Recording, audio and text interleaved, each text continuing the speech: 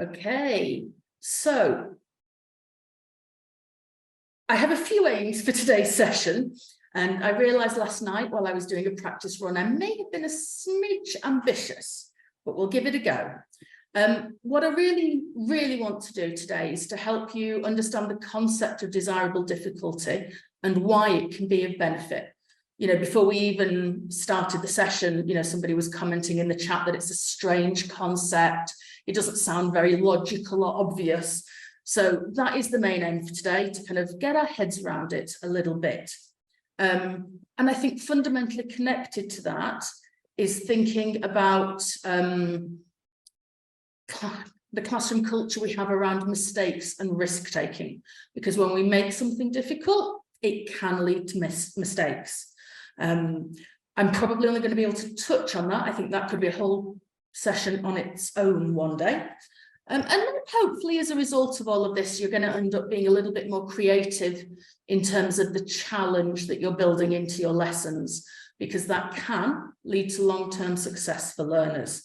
So that is where we're trying to get to today. So we need to start with defining a couple of terms, really, because we need to figure out what desirable difficulty is. And before we talk about desirable difficulty, we really need to have a shared understanding of learning. So what is learning? Well, can you tell me? I'd like you, if you don't mind, just to take a moment in the chat to finish the sentence, learning is ... What is learning? How are we defining learning? How do we know that learning has taken place? Learning is a change in behavior. I like that. But a change in behavior implies that we can definitely see learning, and I'm not sure we can always see it. It's definitely complex, Maria, that's for sure. Oh, some very nice things coming through here. Some more simple, some more complex definitions. Hi, Christian, how are you? Seeing some names, I know, that's nice. Okay. Some very nice metaphors, which I like, thinking about learning a little bit more philosophically. So there's one definition I like, which is learning is a change in long-term memory. So this is really fundamental when we talk about desirable difficulty, because desirable difficulty is all about creating that long-term permanent change. The learning has literally changed our brains. So we could also say perhaps that learning should be lasting and stable. Okay, this means that even when we think we've forgotten something, if we've really learned it, it's still somewhere in our long-term memory. We just need to find the road back to the memory so that it can be relearned, I suppose, very quickly and easily. And I'd like to contrast this to something called performance. So performance is short-term, it's fragile, it's quickly forgotten, and it takes a lot of effort to relearn. So if you can perform, if you can regurgitate a fact to perform in an exam, for example, that's great. But it very often leads to this particular situation. Is this a familiar situation to anybody? Has this ever happened to you or to some of your students? I mean, I know. I think we've all been in this situation where, yeah, Leanne's agreeing with me. Oh, Gabriella's really agreeing. Yeah, this happens. We cram, we revise frantically like the 2 days before the test. And a week later, it's gone. No idea. Can't remember a word of it. So for me, this is like the very definition of the difference between performance and learning. And of course, performance is easy to see. You know, you get the grade, you get 10 out of 10. You can measure it, but learning seems more intangible. It's harder to quantify and it's harder to demonstrate sometimes. And one of the dangers here is that leads students to value performance over learning. You know, they get the I would say maybe even the dopamine kick from the performance. It seems that there's a reward to it. It seems that it's valued more because of the very nature of it. So let's think about this a little bit more. There's two concepts. So Bjork and Bjork, it's actually the first person to talk about desirable difficulty was Dr. Robert Bjork. He started in about 1994, but he and his wife have published a lot of papers, and I'll give you some references later. And they did a lot of research around the fact that people can learn while not demonstrating improved performance, and people can perform but not actually have improved learning. And this kind of helped them come up with this, or with these two different assumptions about how memory works, and that there are two qualities to memory. One is storage strength, and one is retrieval strength. So if storage strength is how secure a memory is, retrieval strength is how quickly you can access that memory. And performance is really linked to retrieval strength. So obviously if you've very recently studied or crammed something, your retrieval strength is going to be high because it's right at the top of the brain. The neural pathway is recent, it's quick to find the information again. But because you've just crammed, you didn't learn in depth, the storage strength is weak, and that means later the retrieval strength ebbs away very, very quickly. So current performance is a result of current retrieval strength. But if you want long-term retrieval strength, you also need storage strength. I hope that's making a bit of sense. There's a lot of neuroscience behind all of this, and I'm not going to go into it too much because then everybody's brains would explode. But it is interesting, and I think that we have an intuitive understanding of this. And of course, students really do fool themselves into prioritizing retrieval strength because of the immediate feedback loop. You know, they cram for an exam, they get the results. It's a very false sense of security, though. So really, as teachers, we want the long-term storage strength, which leads to the better retrieval strength. And that's what Bjork and Bjork realized. So they set out to figure out how we could do this. And that's where they came up with the concept of desirable difficulties. And what they said was that desirable difficulties were the conditions that create certain types of challenges focused on slowing the rate of apparent learning so that long-term retention is optimized. So this is the reason that desirable difficulty may be something that teachers have shied away from a little bit, because it does look like it's slowing down apparent learning. There isn't that, you know, sort of quick performance element to it. And the performance element is what we can see very quickly, what we can measure. So with the desirable difficulty, you have to trust in the process a little bit. And the whole concept of difficulty, slowing things down, making things more difficult. You know, people who are into like aerobics and weightlifting, you go to the gym a lot, they have this phrase, no pain, no gain. Maybe this is the classroom equivalent, although I'm not overly fond of that phrase because I think it's almost like an extreme caricature of what desirable difficulty is. So anyway, Bjork and Bjork started on this research. They went off on this mission to figure out what these challenges could be. And they came up with a list of 5. Now, does anybody in the room actually know what the 5 desirable difficulties that they came up with are? Has anybody read about them before?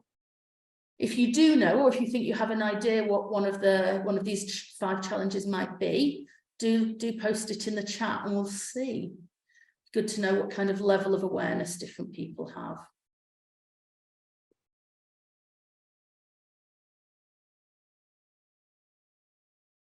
Ooh, I can't see anybody typing, so I get the feeling this is quite new to most people.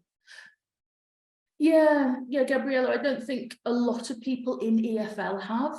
Really, this is a concept that's been more explored in mainstream education. Oh, hi, Emma, I didn't see you there earlier. And it hasn't really come across from mainstream education into EFL yet, which I think is a huge shame. I think there's so much we can learn from mainstream education. So, okay, people are saying then they're not sure, so let's get straight to it. There are 5 on their original list, and the first one is something called interleaving, which is also known as variable practice. And the second one is something called spaced practice. That's also sometimes called distributed practice. And I'll be looking at those 2 together today because they're very often confused, even in the literature, and they are fundamentally interconnected. There's also something called contextual interference. We'll have a quick look at that. And then retrieval practice or practice testing, which we're definitely going to look at. And actually all of these 4 are interconnected. You know, Dr. Bjork presented them as a list of 5 separate things, but I'm not sure if that helps. Sometimes I think it's better seeing them as one overall interlinked concept. The 5th thing on the list is something called reduced feedback, which I'm not going to touch on today. The classroom implications of it are a bit more complicated.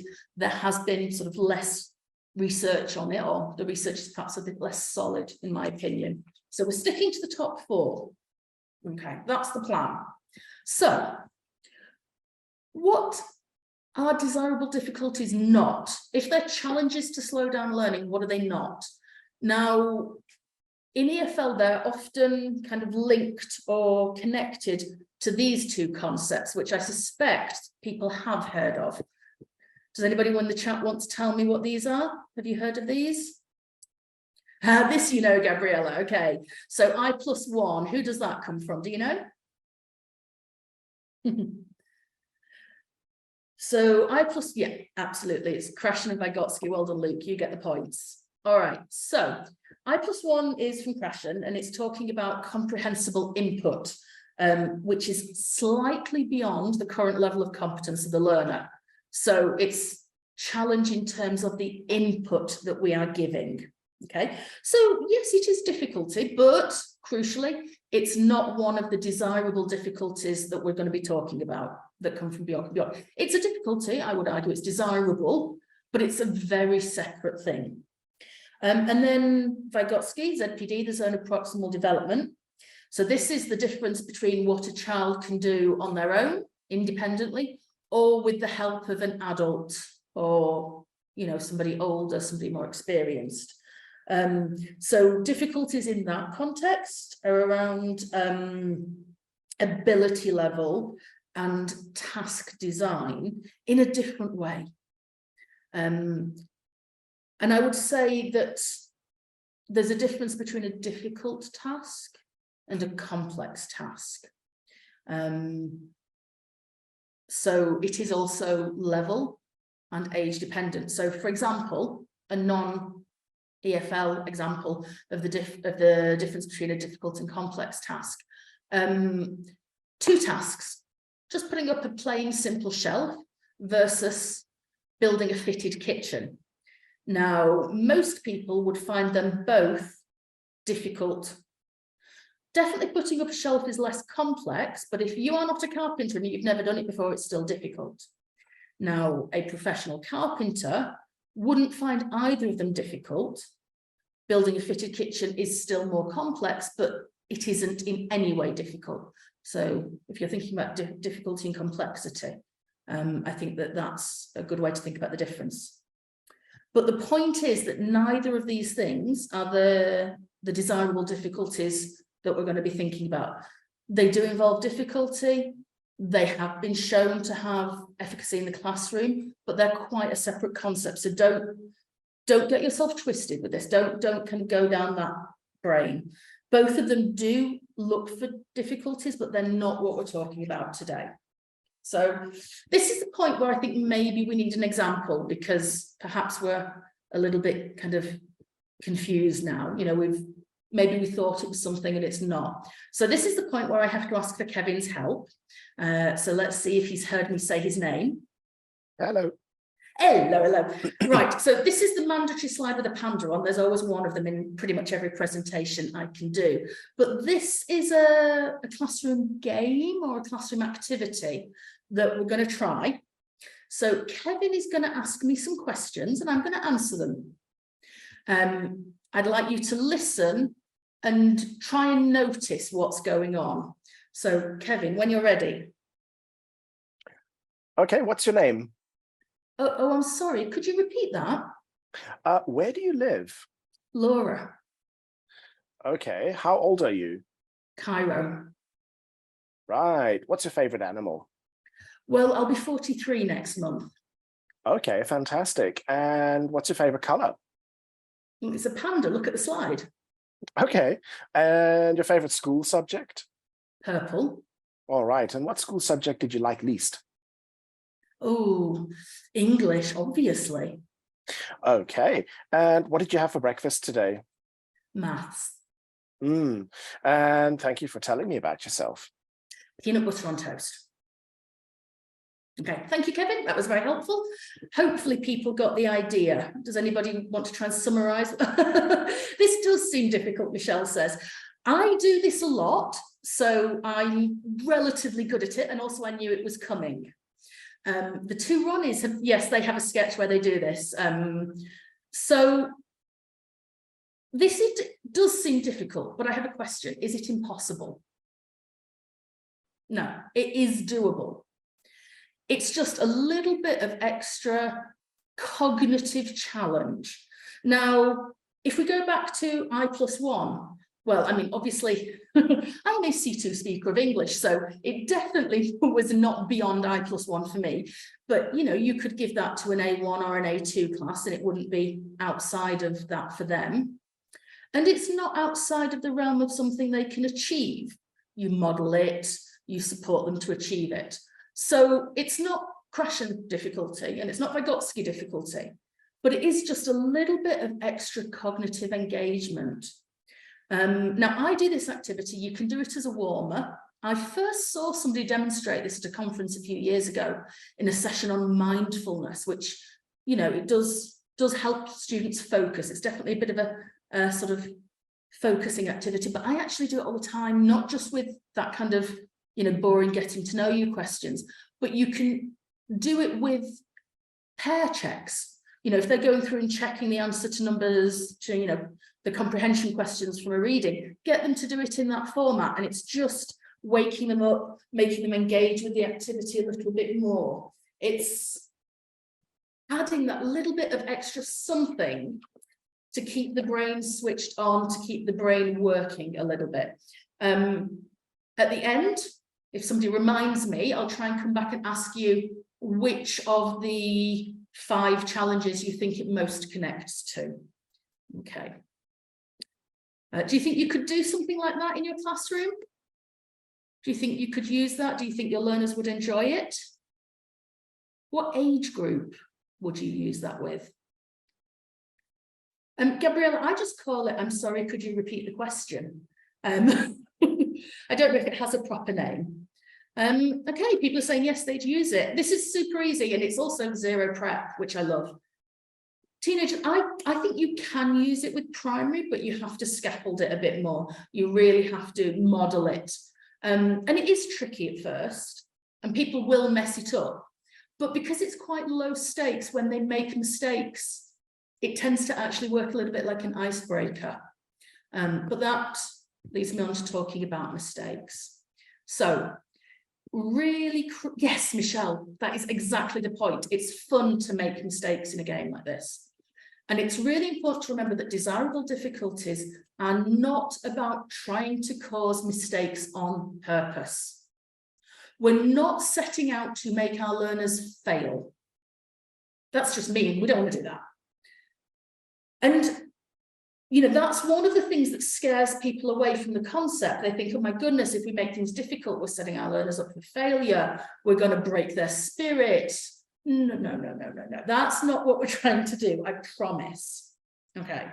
So if we think about errors, if you go back to sort of the 50s, the 60s, Skinner started to talk about the idea that errors are counterproductive, that they don't help learning, that they raise the affective filter, that they're very negative. And teachers responded to this. And really, I think that was the start of the concept of bite-sized learning. Teach something, test it very, very quickly. But that teach something, test it quickly, that connects back to this idea of performance, not learning. So when you quiz learners so quickly and everything's fresh, it's not that difficult. They can retrieve the memory quickly and they don't make as many mistakes. But we don't really know, we can't really assess if it's been learned, if it's been internalized.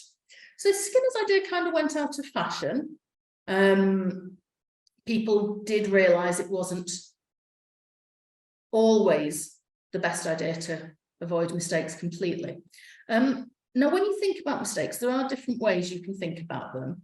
And there is a nice paper that talks about 4 design approaches for errors that I think is an interesting way of thinking about it.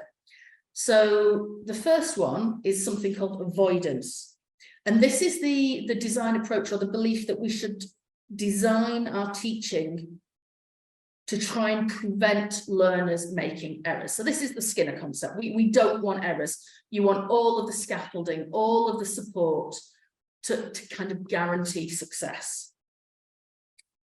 Then you've got the allowed approach. So this kind of accepts that errors sometimes happen. We're not going all out to design our teaching to prevent them, but we're not trying to cause them on purpose. We don't necessarily believe that they have a pedagogical value.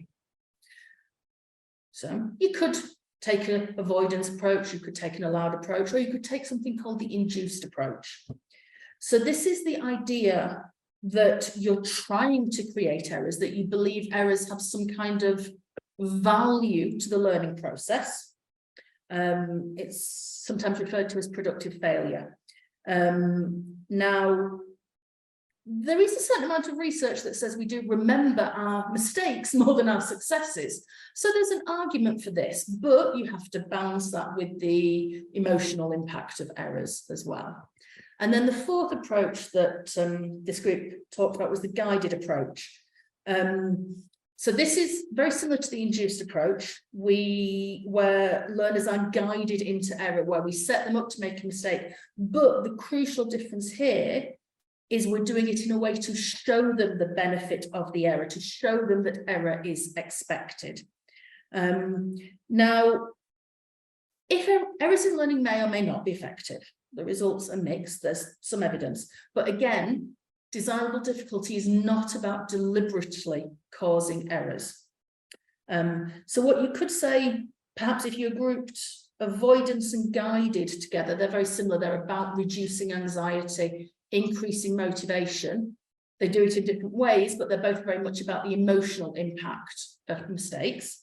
And then I would say that allowed and induced are slightly different, and that they are more based on the errors have a useful function. So for me, if we're talking about using desirable difficulty, you probably need an allowed approach, because you will get some more mistakes. They are inevitable, but that you do have to do a little bit of work with the allowed approach to make sure that you're not having a negative emotional impact. I'm not going to. Yes, Fatima, I agree. They can learn from each other's mistakes, not just their own. It's very true. There's a certain amount of evidence that other people's mistakes, other students' mistakes, are really useful as well. It's probably why I'm not a big fan of complete avoidance. Okay, so I'm going to move on to talk about the actual challenges, because I am, she says, looking at her watch, conscious of time. So, as I said, I'm going to put interleaving and spaced practice together. They're often confused, even in sort of literature and things that you read. So, when we talk about spacing, we are talking about bigger gaps in time. We're talking about maybe curriculum and courses rather than the lesson unit. Interleaving relates more specifically to within a single lesson unit, whether that's a 2-hour lesson or a school day maybe, but interleaving is very much focusing on sort of much shorter time intervals. And I'm going to talk about interleaving first. So you may have seen this kind of image before to demonstrate the difference between blocking and interleaving. I think it's a bit misleading, because if you actually tried to interleave at that level in every lesson, we'd all go a bit bonkers. But the basic point being that blocking is when you take a topic or a language point in one chunk, and then you do another chunk of something different and you don't go back. So you're kind of constantly moving on and everything is quite discrete. Whereas interleaving will refer back, bring things forward. If we're talking about the lesson level, it's maybe like the difference between doing 10 sentences in the passive, then 10 sentences in the past simple. That would be blocking, completely separate. Interleaving, you might alternate, or you might throw in a passive in the middle of the past simple questions. So why does interleaving work? There is a certain amount of science behind it. Researchers often use the phrase discrimination learning, and really what they're talking about is that interleaving can help notice the difference between things. This is why I think we kind of naturally get drawn to this as language teachers when we teach grammar, because you kind of, let's be honest, how many times do you have to teach the present perfect? You go back to it again and again and again. I think it's something we don't do as naturally with vocabulary, topic-based vocabulary. We're less likely to revisit it. And yet, isn't natural communication interleaving all the time? Have you ever heard a group of people at lunch and they're talking about one thing and then it changes and they're mixing up the different tenses and language structures and topic vocab into a natural conversation? So I would argue that interleaving in the language classroom is really important because it mimics natural communication. There's also an argument that it mimics how exams work. In an exam, you rarely get 10 questions. Take a maths exam. You don't get 10 division questions and then 10 addition questions and then 10 algebra questions. They're kind of mixed up and you don't know what to expect next. So interleaving also feeds into that. So discrimination learning, it's, you know, if you're doing 10 of the same question, after the first one, you know the formula and you're on autopilot and you're no longer thinking about why you're using that strategy, why you've chosen the past simple versus the present perfect. You're just doing it the same thing again and again, your brain goes on autopilot. Whereas by interleaving, you're having to make a conscious decision every time. You're learning why you're doing what you're doing. Okay. Interleaving can also help you spot similarities, make connections. The phrase anchor points, you're seeing different starting points into the same journey. So it's actually building stronger memories over time. And this is where it gets confusing. Interleaving is a form of spacing. Okay, you could say that all interleaving is spacing, but not all spacing is interleaving. But interleaving exploits the benefits of spacing that we're going to look at in a moment in terms of spreading out learning over time and the benefits of relearning for stronger neural pathways. Okay, I know that was a lot of science, I apologize. Let's look at some real examples. And interestingly, interleaving is proven to work not just on cognitive skills, but physical skills. For instance, in sports, if you, or in dance, people don't learn one step and practice it for 2 hours, then learn a different dance step and practice it for 2 hours. They start learning by mixing them all together straight away. Even in cricket, I grew up around cricket, when people train, they don't train to take the same type of catch. They'll train taking long catches, short catches, and mixing them up, and their accuracy builds up faster and better. So I would argue that in the young learner classroom, even for physical skills, interleaving is really important. Now, no shade to Twinkle, which is where I got this handwriting practice sheet. It's lovely, it's very nicely designed, I love the dots, etc. But they're practicing tails and tails and tails and tails. I think a better example would be to do some tails, some stems. You could argue the same with phonics, where we introduce a certain sound, but if the whole lesson is that sound and nothing but that sound, we're not helping them differentiate between different sounds. Choose when to use a particular sound. Yeah, so it's not just about sort of cognitive processes. You can use this physically, which is really important. Obviously, with very young learners, the developing the motor skills, it's a technique that can be applied.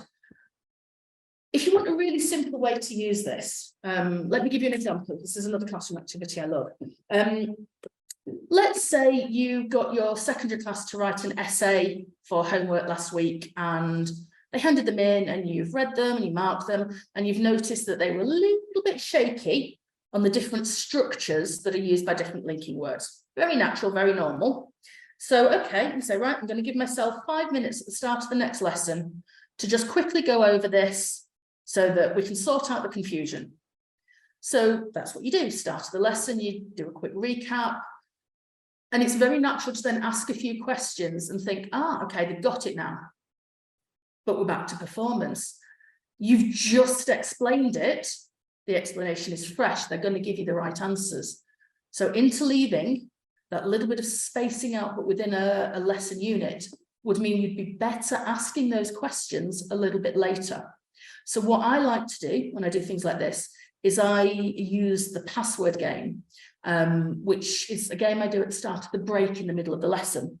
So in order to unlock my classroom door and go to break, I like to ask my learners a question. Sometimes it's a silly question about, what they're going to have for dinner, but it can also be used to interleave what you did at the start of the lesson. So, you've done your little recap on your linking words, and then you've gone on to teach about the passive for half an hour. It's break time, and then you ask the recap questions as the password activity to go to break. So that little bit of space between the recap and the questioning, the checking, is giving us a better idea if the learning has happened. If you wanted to use spacing, you'd be asking on a different day, but asking within the same lesson, but after doing something else, is interleaving. Another way of thinking about using interleaving is with flashcards. So very often when we're teaching vocab, we give children sets of flashcards and word cards to do a Pelmanism, or we play any one of the 300 different flashcard games there are out there. But we tend to use a coherent lexical set of flashcards, which, is great and logical.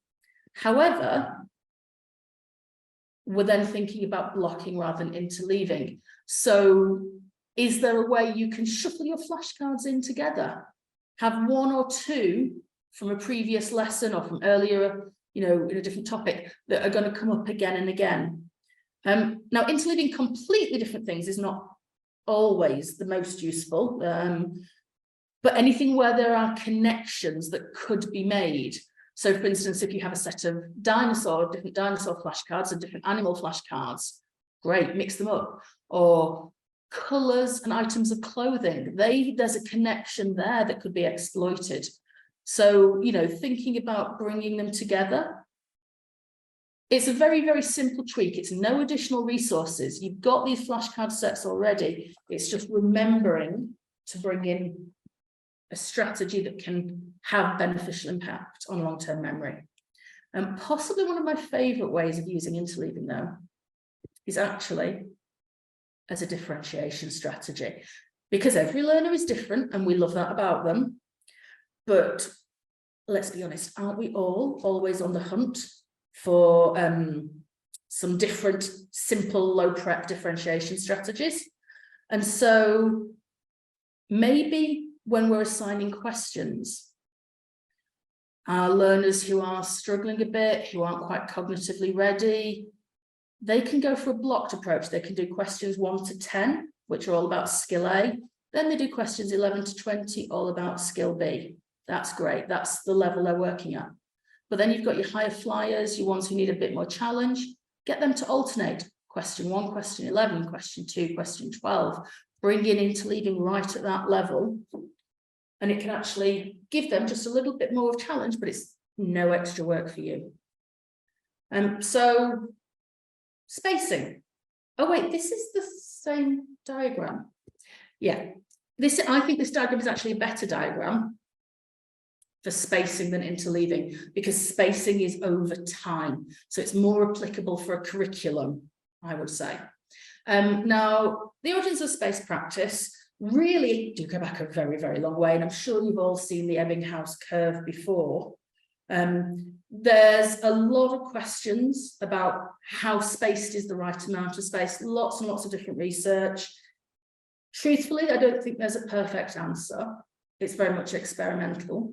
However, it works. And the reason it works is, again, all of the neuroscience. We know that building up memories requires time. We know that rest and sleep help that. So spacing, so there's rest and sleep between dealing with things, is great. We know that relearning is active. We know that that works. Retrieval practice is great. Every time your brain has to find that information again somewhere, it's going down a neural pathway, and that literally builds up that neural pathway, builds up something called a myelin sheath around the neural connections.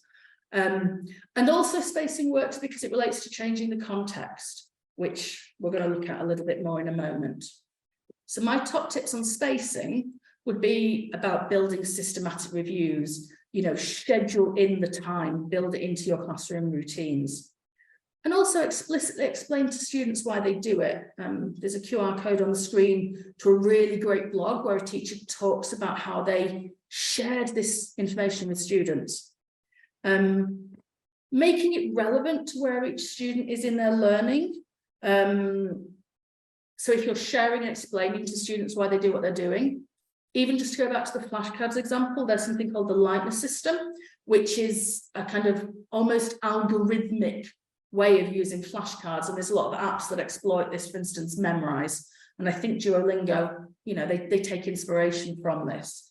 And then, of course, being super clear about the difference between the practice phase and the original initial learning process. So the initial learning is where you're introducing, where you're teaching, and practice is something that happens later and needs to be sustained. Okay, so contextual interference. This, as I said, this is one of the reasons that space practice can be great, because it very often naturally leads to this. If you think about riding a bike, could you explain how to ride a bike? Not easily. It's a very physical memory. So it's something what we call procedural memory, as opposed to declarative memory. And this is also often referred to as episodic versus semantic memory. So episodic memory is the autobiographical, the sensory memories. Semantic is the declarative memory, facts, concepts, meanings. Takes a little bit more effort. Now, obviously, what we're aiming for in the classroom is semantic memory. That's the long-term memory, but it requires effort. And sometimes as teachers, we fall into the trap of doing this, being the hero teacher. I love this movie, it's 34 years old this year. I love it. But actually, it's not necessarily the most helpful approach. This is creating an episodic memory, a moment that's incredibly powerful, but doesn't actually lead to long-term learning, because we can all remember, if you've seen this movie, I'm sure most of you have, we can remember the feeling. Can you remember what he was actually talking about specifically? Which poet? What he was quoting? Not so much. So when we talk about memory, it's very much impacted by our environment. But believe it or not, simply being taught in 2 different classrooms can help you remember something better. Because otherwise the danger is that the memory becomes linked to the environment rather than being secure in and of itself. So what can you control? How can you adapt this? Well, you can change interaction patterns. This is why students shouldn't always work with the same people. Otherwise, as soon as they do finally change partners, or they have to speak to an examiner for the first time, they don't have the memory of how to do it because their usual partner is missing. You can change the physical space. Go outside, go to the garden. Bit more controversial. I'm a big fan of classroom routines, but you can sometimes change the routine. Do not always do the same activities in the same order. Changing task types, absolutely crucial. Including cross-curricular elements so that they see the learning, they see the same fact in different contexts. And changing the format of input. Present something in a video and next time let them see the same language in a reading text. These are all ways to make sure that you are constantly giving different environmental factors. You're giving different contextual situations which will give your learners stronger memory. I can see I'm very short on time. I'm going to very quickly mention retrieval practice and then try and squeeze in a question. So retrieval practice is something we're quite scared of. We don't like tests. Teachers are kind of revolted against them. We don't like having to teach to the test. We don't like being tested on that. But retrieval practice doesn't have to have the fear factor that a test does. The key principles, obviously, involving everyone, making checking accurate and easy, letting learners know what they're going to be tested on, making sure that it is active, it is generative, the learners are producing something. So this is why I recommend avoiding open book exams or always allowing learners to use their notes. And obviously, you know, we want it to work for us time-wise. So the reason retrieval practice works, and again, it's fundamentally connected back to interleaving and spacing, is because every time a learner has to search for and find that piece of information in their brain, they are building a stronger connection. So retrieval practice repeated over time is a form of desirable difficulty that actually leads to longer term learning, not just performance in one exam on one day.